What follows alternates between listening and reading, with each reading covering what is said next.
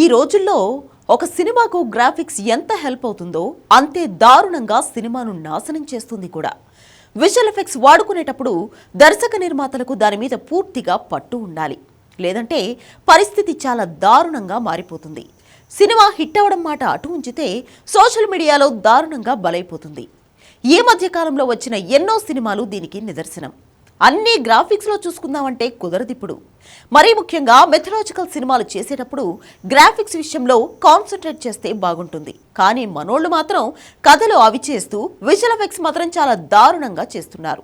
ఇదే ట్రోలింగ్ అయ్యేలా చేస్తుంది. ఇప్పుడు ఈ రోజుల్లో కంటెంట్ లేని సినిమాలైనా వస్తున్నాయేమో కానీ విఎఫ్ఎక్స్ లేని సినిమాలు ఎక్కడ వస్తున్నాయి చెప్పండి. తాజాగా హరిహర వీరమల్లు సినిమా గ్రాఫిక్స్ గురించి చర్చ ఎంత జరుగుతుందనేది ప్రత్యేకంగా చెప్పాలా? అంత ఖర్చు పెడుతున్నా కూడా క్వాలిటీ లేని గ్రాఫిక్స్ ఇచ్చి ట్రోలింగ్ బారిన పడింది వీరమల్లు. ముఖ్యంగా సెకండ్ హాఫ్ గ్రాఫిక్స్ మీద చాలా పెద్ద చర్చ జరుగుతుంది. దానికి 2 ఏళ్ల కింద వచ్చిన ఆదిపురుష్ విషయంలో కూడా ఇదే జరిగింది. ఏ సినిమా విడుదలైనప్పుడు ఎలా ఉందనేది ఎవరూ మాట్లాడలేదు. అందులో ఉన్న పువర్ గ్రాఫిక్స్ గురించి చర్చంతా జరిగింది. ప్రభాస్ లాంటి హీరో డేట్స్ ఇస్తే ఇలాంటి బొమ్మల సినిమా చేస్తావా అంటూ దర్శకుడు ఓం రౌత్ ను ఓ రేంజ్ లో ఆడుకున్నారు ఫ్యాన్స్. ఆదిపురుష్ విడుదలైన 6 నెలలకు హనుమాన్ విడుదలైంది. ఇది వచ్చాక ఆదిపురుష్ ను మరో రౌండ్ వేసుకున్నారు ట్రోలర్స్. లిమిటెడ్ బడ్జెట్ లో మైథాలజీ కాన్సెప్ట్ తో అద్భుతమైన గ్రాఫిక్స్ తో వచ్చిన సినిమా హనుమాన్. ఈ సినిమా విఎఫ్ఎక్స్ చూశాక దర్శకుడు ప్రశాంత్ వర్మ పనితీరుపై ప్రశంసల వర్షం కురిసింది. అదే సమయంలో ఓం రౌత్ పనితీరును తప్పుపట్టారు. అన్ని సినిమాలకు హనుమాన్ మాదిరి వర్కౌట్ అవ్వదు కదా. తాజాగా హోంబలే ఫిల్మ్స్ నుంచి వస్తున్న మహావతార్ సిరీస్ కు కూడా ట్రోలింగ్ బాధలు తప్పేలా కనిపించడం లేదు. ఏ సిరీస్ లో ఏకంగా 7 సినిమాలు అనౌన్స్ చేశారు మేకర్స్. 2025 నుంచి 2037 మధ్యలో ఈ సినిమాలు విడుదల కానున్నాయి.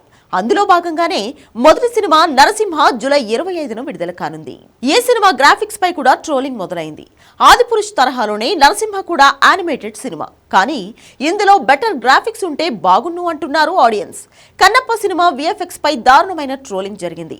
ముఖ్యంగా ప్రభాస్ ఉన్నంతసేపు విజువల్ ఎఫెక్ట్స్ గాలికి వదిలేశారు. ఆయనున్నాడు కాబట్టి దాని గురించి మాట్లాడట్లేదు, కానీ ఒక్కసారి పట్టించుకుంటే మాత్రం కన్నప్పలో అంతకంటే దారుణమైన విఎఫ్ఎక్స్ సీన్స్ మరోటి లేవు.